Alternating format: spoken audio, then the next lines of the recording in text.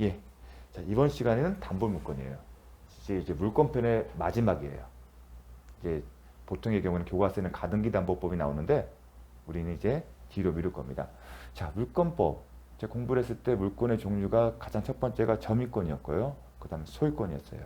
소유권은 사용수익 처분 권능이 있는데 사용수익과 관련해서 제한 물권이 하나가 용의물권이었어요. 용의물권에는 지상권, 지역권, 전세권이었어요. 이제 나머지가 담보물권이에요. 그럼 대표적인 게 우리는 담보물권을 쓰고 뭐로 읽는다? 저당권을 읽으십시오. 기본적으로. 저당권은 강학조 이렇게 됩니다. 교환가치를 파악한 거다. 그리고 특징이 기본적인 가장 개념적인 지표는 교환가치 그리고 우선 변제적 효력이에요. 그러면 이 교환가치 우선 변제적 효력이 뭐다? 이런 겁니다. 제가 돈을 빌렸는데 은행에서 돈을 빌릴 때 그냥 빌려줍니까? 물론 신용이 좋으면 빌려주겠죠. 대부분의 경우는 부동산을 담보로 합니다. 담보를 제공한다는 얘기는 저당권을 설정하는 겁니다. 저당권을 설정 계획합니다. 담보대출하면서. 그리고 언제 어떤 식으로 갚는다고 씁니다. 만약에 약속된 날짜에 원금을 일부를 갚지 못하는 이자를 납부하지 못하면 채권자의 은행은 저당권을 실행합니다. 즉 법원에 집행물 임의 경매를 신청을 해요. 그렇게 되면 법원은 경매 개시 결정 등기를 합니다. 그런 다음에 집행법원에서는 현황 조사를 하고요. 매각 물건 명세사항을 만들고요. 그 다음에 감정평가 기관에 감정을 의뢰합니다. 그렇게 되면 감정가액이 나와요. 그럼 감정가액을 기준으로 해서 입찰기일이 진행이 되겠죠. 그래서 누군가가 낙찰을 받으면 뭘 하죠? 법원의 매각 허가 결정을 받아서 매각 허가 결정을 받으면 언제까지 매각 대금을 전부 납부하세요 합니다. 그럼 187조에 따라서 매각 대금을 전부 납입하면 소유권을 취득합니다. 그럼 매각 대금 지금 법원이 갖고 있죠? 그럼 법원은 뭘 하냐면 배당 절차를 진행합니다. 배당 절차를 진행하게 되면 저당권자 등 같은 이해관계들에게 각자의 채권이 얼마인지 신고하라고 합니다. 그럼 채권 신고서라고 하거든요. 그럼 채권 신고서를 받아가지고 등기부와 살펴본 다음에 우선 변제적 효력이 있는 사람은 우선 변제 효력이 있는 사람은 딱 모아놔요. 그 다음에 우선 변제 효력이 없는 사람은 이쪽으로 모아놔요. 제가 잠깐 움직이면서 얘기했습니다. 그럼 우선 변제 효력이 있는 사람과 그렇지 못한 사람은 구분하고요. 그럼 저당권은 어디에 들어갔죠? 우선 변제 효력이 있으니까 이쪽으로 옵니다. 그리고 나서 우선 변제 효력이 있는 사람들이 여러 명이면 시간적인 선우에 따라서 구분합니다. 만약 1번인 사람은 최우선적으로 1번을 받는 거고요. 제 앞에 선순위가 있으면 두 번째를 받는 거고요. 그래서 우선 변제 사람들이 다 받은 다음에 다 끝나면 누구로 넘어간다? 일반 채권자로 나옵니다. 그래서 우선 변제 효력 사람 있는데 일반 채권자를 먼저 받는 경우는 없겠죠. 당연히. 여기가 다 끝나고 남은 게 있으면 일반 채권자를 받습니다. 근데 일반 채권자는 어떻게 한다? 평등하게 합니다. 각자의 채권을 가지고 비례합니다. 안분 비례라고 합니다. 그래서 우선 변제 효력이 이런 겁니다. 개념이. 그럼 이 우선 변제 효력이 왜 출발했냐면 기본적으로 채권자 평등의 원칙 때문에 원칙에 반하는 원칙과 비교되는 겁니다. 우선 변제 효력은 무슨 얘기냐면 기본적으로 채권은 평등해요. 예컨대. 그리고 우선 변제 효력은 물권이에요. 지금.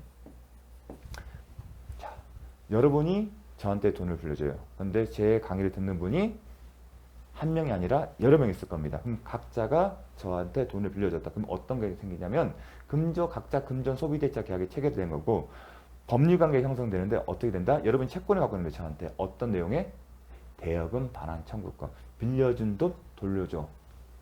그게 대여금 반환 채권을 갖고 있는 겁니다. 각자가. 여러분이 10명이면 10명 각자가 저한테 그런 채권을 갖고 있습니다. 그럼 10개의 채권이 존재하겠죠. 근데 채권의 특성이 뭐예요? 채권은 배타성의 효력이 없어요. 배타적 효력이 있는 것은 물권이에요. 그 얘기는 뭐냐면 우선에서 무엇을 받을 수 있는 그런 가능성이 없는 겁니다. 예컨대 채권은 저한테 이런 걸 얘기하는 겁니다. 돈 빌려간 돈 갚으세요. 그런 얘기를 할 수 있는 거지 더 나아가서 어떤 액션을 취할 수는 없습니다. 결국은 돈을 갚지 않는 제 의사예요. 그렇다 보니 동일한 내용, 대여금 채권이 여러 개가 생길 수가 있는 거예요. 하지만 소유권은 배타성 때문에 동일한 내용의 소유권. 예컨대 하나의 물건에 소유권이 두 개 성립할 수가 없는 겁니다. 양립할 수 없는 물건이. 그리고 한 필지 전배 지상권을 설정했으면 또 다른 지상권을 설정할 수가 없는 겁니다. 양립할 수 없기 때문에. 하지만 채권은 그렇지 않다는 겁니다. 그러한 채권이 생길 수 있고 그들의 관계는 평등하다는 얘기입니다. 예컨대 여러분들이 저한테 돈을 각자 빌려줬어요. 근데 제가 갖고 있는 재산이 부족해요. 여러분이 합산해 준 것은 1,000만 원이다. 그럼 제가 갖고 있는 500만 원이다. 그럼 500만 원을 가지고 1,000만 원을 다 갚을 수가 없어요. 그럼 어떻게 된다? 안분비례. 각자가 갖고 있는 채권의 크기에 비례해서 가져가는 겁니다. 그게 채권자 평등이에요. 그렇게 되면 채권자 입장에서는 리스크가 큰 겁니다. 그 리스크를 회피하는 방법이 담보물권이다. 그래서 담보물권은 결국은 채권자 평등 원칙을 깨뜨려서 특정 채권자에게 우선해서 변제받을 효력을 주는 겁니다. 그렇게 함으로써 채무자의 무자력에 따른 채권 훼손 리스크를 피한다는 겁니다. 이게 이론적인 설명입니다. 그래서 이런 어떤 개념들, 이런 개념들은 수험의 입장에서 그냥 한번 들어주시면 좋은데 향후에 어떤 문제의식이 있거나 어떤 문제를 해결할 때는 이런 관념들이 사실 발동이 되는 겁니다. 지금은 효과를 못 봅니다. 하지만 이게 쌓이면 나중에 언젠가는 실무에서 큰 도움이 되실 겁니다. 넘어가도록 하겠습니다. 그런데 담보권은 저당권이에요. 근데 이제 유치권을 먼저 봅니다. 우리가 담보물권에는 민법사 정한 그 담보물권에는 저당권과 유치권과 지휘권이 있어요. 근데 지휘권은 시험 범위가 아니에요. 근데 유치권이라는 게 있어요. 저당권과 다르죠. 저당권은 어떻게 생기죠? 기본적으로 돈을 빌려준 사람과 돈을 빌리는 사람 사이에 계약을 통해서 하겠죠. 그런데 유치권은 그렇지가 않습니다. 그래서 먼저 유치권을 보도록 하겠습니다. 자, 유치권. 일단은 유치권은 법정 물권이에요. 법이 정한 담보 물권이에요. 이 얘기는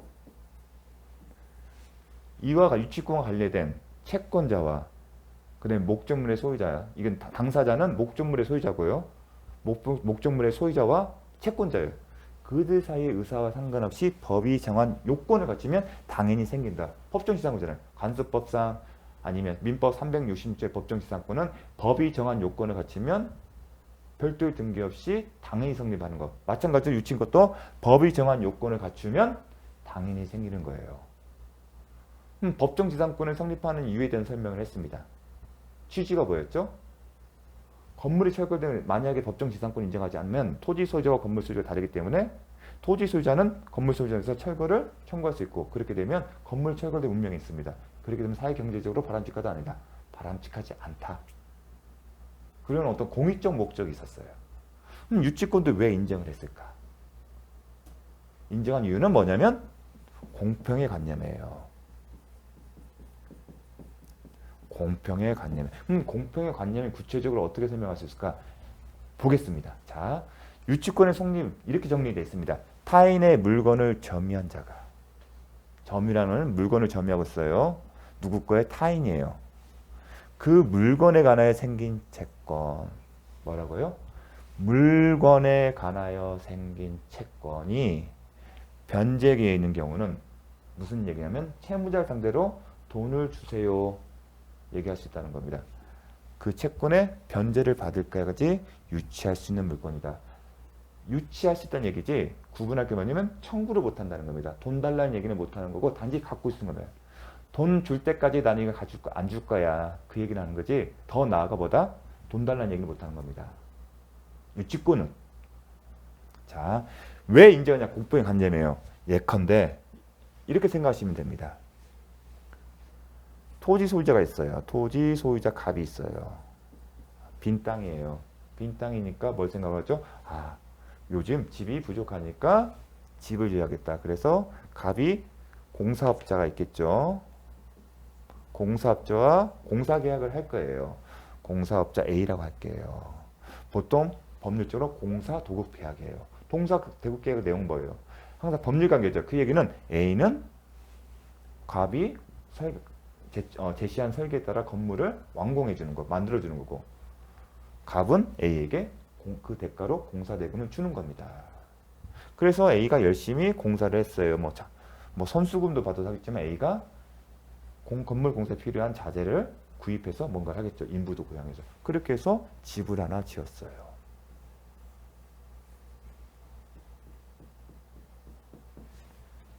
근데 이 지금 집은 누구의 노력과 지금 하겠죠? 물론 계약이 있지만 기본적으로 공사자 A의 노력과 비용으로 만들어진 집입니다.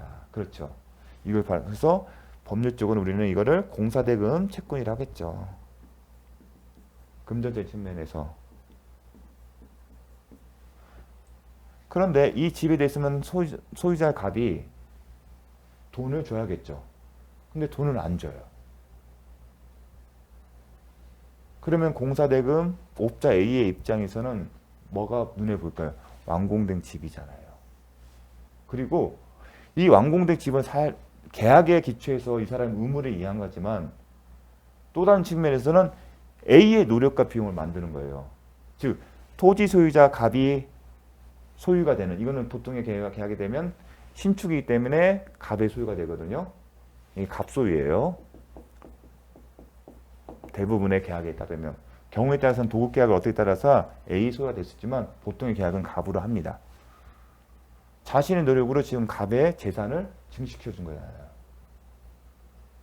공사대금 주지 않았다는 얘기는 남의 돈으로 이 사람은 지금 집을 지은 거예요. 그러다 이 사람이 이걸 대출을 받아서 하게 되면 저당권자가 생겼다.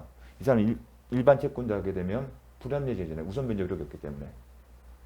그래서 A를 보니까 이 집이 A의 노력과 하는 거잖아요. 이 물건은 A의 노력과 비용이 내재된 거예요. 그렇다면 이 사람의 노고와 비용은 여기에서 보상을 받는 게 공평에 맞다는 겁니다. 합리적이지 않을까? 형평에 맞지 않을까? 그 생각인 겁니다.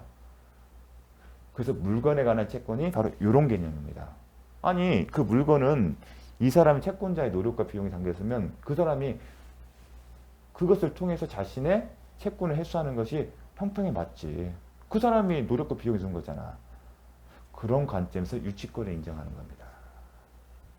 그래서 이게 공평의 관념이라는 것은 그 형평, 공평에 맞다. 그렇게 하는 게. 왜냐하면 이 물건 자체가 채권자의 노력과 비용이 들어가기 때문에. 자, 그런 관점에서 유치권이 인정된다는 거. 그게 이제 유치권이 그런 거구나 이해하시면 좋겠습니다. 그래서 대부분 공사대금 채권과 관련해서 유치권이 분쟁이 많은 겁니다. 그래서 다시 한번 읽어볼게요. 타인의 물건을 점유한 자가 그 물건, 아까 신축된 건물이잖아요. 공사업자니까 점유를 하고 있죠. 공사니까. 그 물건에 관한 생긴 이 사람의 노력과 비용으로 만든 거잖아요. 그래서 그 채권을 변제기에 있는 경우 이제 계약에 따라 이 사람 공사대금을 소유자가, 토지 소유자가, 지금 건축주가 줘야 하는데 그 채권에 변제받을까지. 자, 이런 경우입니다. 그래서 뭐 어떤 방식으로 보호해 줄 거냐? 보호를 해주는데 어떤 방식으로 해주냐? 이런 겁니다. 보호 방법은 토지 소유자 갑이 있고요. 소유자. 그 다음에 아까 A가 시공업자예요. 시공사. 그래서 갑 소유에 갑 건물이 생겼어요. 갑 소유. 신축이니까 등기가 없더라도 180제대로 됩니다. 항상 그거는 기억하셔야 합니다. 그리고 여기 점유를 누가 하고 있다? 이 건물, 물건의 점유자는 지금 A예요. 어떤 방식으로 하냐? 자, 건물 점유자 갑이 뭘 요구하겠습니까? 소유자죠. 갑이 지금 건물과 토지의 소유자죠. 그럼 건물 소유자이자 토지 소유자인 갑은 A를 통해서 명도 청구를 요구할 겁니다. 건물 명도. 이 건물 명도해 달라고 할 겁니다. 건물 명도 청구를. 건물 명도 청구. 소유자는 점유자를 상대해서 반환 청구할 수 있다. 또 이거 헷갈리시면 안 돼. 토지 소유자가 건물 소유자 상대로 하는 거 아니라 건물 소유자에 대해서. 예전에 했던 것은 달랐어요. 지금은 소유자가 점유 상대인데 건물 소유자가 태거 청구가 아니라는 얘기를 하고 싶은 겁니다. 건물 소유자가 건물 점유 상대에서 인도 청구를 하는 겁니다. 이건 태거라는 순간 아닙니다. 그러면 태거는 토지 소유자가 건물 점유할 때 태거 청구를 한 거고 지금은 건물 소유자가 점유자를 상대하는 겁니다. 태거 청구할 때는 소유자와 건물 소유자가 또 달랐었어요. 그래서 이 경우에는 건물 소유자인 갑이 점유자인 A를 상대로 213제 기한 반환 청구권 행사하는 겁니다. 그러면 원칙적으로 반환을 없는데 단서가 있죠. 점유할 권리가 있을 때는 그렇지 않다. 즉 점유를 정당화시키는 법적 지위가 있으면 반환을 안 해도 된다고 했죠. 그때 얘가 뭐 있었어요? 유치권이었잖아요. 그러면 유치권 주장 얘기는 반환 의무가 유치권이 있기 때문에 반환 의무가 없다고 버티는 거예요. 그럼 유치권이 인정되면 패소라는 거예요. 계속 그대로 있는 거예요. 그럼 언제까지 계속 있냐? 그렇다고 해서 이 사람 소송 과정에 이 얘기를 못 한다는 얘기예요. 내 채권 변제해 주세요. 그 얘기 못 해. 그냥 단지 유치하고 그 점유할 수 있는 권리만 있는 거예요. 왜냐면 유치권에는 저당권 같은 우선 변제적 효력이 없거든요. 그걸 기억하셔야 합니다. 뭐가 없다고요? 우선 변제적 효력이기 때문에. 법률상 저당권에 왜 우선 변제 효력이다? 법문에 우선해서 변제받을 효력이 있다는데 아까 의의 봤을 때 그런 조문이 있었습니까? 전세권간에 있었잖아요. 전세금 반환 채권에 대해서 우선해서 변제받을 효력이 있다. 그런 문구가 있었죠. 유치권에는 없어요. 법률상. 다만 이 사람은 돈을 변제해서 건너기 때문에 어쩔 수 없이 이 집을 넘겨받고 싶은 사람은 방법이 하나밖에 없어요. 돈 줄 수밖에 없어요. 그래서 법률상 우선 변제적 효력 없지만 법이 우선 변제적 효력을 인정하지는 않지만 사실상 우선 변제 효력이 있다는 겁니다. 그래서 혼동하지 마십시오. 법률상 우선 변제 효력이 없습니다. 쉽게 얘기를 해서 저당권이나 전세권처럼 유치권의 경우에도 후순위 권리자나 기타 일반 채권자보다 우선 변제받을 효력이 있다는 표현이 없다는 겁니다. 단지 점유해서 유치할 수 있다는 표현입니다. 변제받을 때까지. 사실상 그 개념이 뭐냐면 사실상은 법에는 그렇게 인정 안 되지만 사실상은 변제가 받을 수밖에 없다는 겁니다. 왜냐하면 돈을 받아야 비워줄 테니까. 이 사람은 돈 받기 전까지는 계속 그거를 가지고 있기 때문에. 소송에도 맨날 지기 때문에 그런 개념인 겁니다. 그리고 유치권은 물권이기 때문에 갑이 유치권이 건물 점유자가 A가 있는 상태에서 소유자가 바뀔 수 있다 없다? 바뀔 수 있어요. 물권이기 때문에 역시 병에 대해서도 점유할 권리가 있는 겁니다. 그렇기 때문에 유치권을 행사하고 있는 주택에 대해서는 사람들이 안 사는 거죠. 왜냐? 자기 사더라도 이 돈을 갚아야만이 명도를 받을 수 있기 때문에. 따라서 유치권이 나중에 이제 공부를 하겠지만 유치권 물건에 대해서 유치권 물에서 경매 절차가 진행이 된다면 낙찰을 받고 싶은 사람은 유치권 행사자를 찾아가서 합의를 합니다. 합의란 게 뭐냐면 조건부 유치권 포기각서를 받습니다. 그래서 나중에 유치권 포기가 그래서 중요한 거예요. 그래서 유치권 포기 파트에서 다시 한번 설명을 드리도록 하겠습니다. 자, 요게 유치권 관련은 큰 테마예요. 이런 개념이 좀 아셔야 이제 이런 내용들이 의미가 좀 잘 기억이 되실 겁니다. 자, 그러면 본론으로 들어가겠습니다. 잠깐 멈추겠습니다.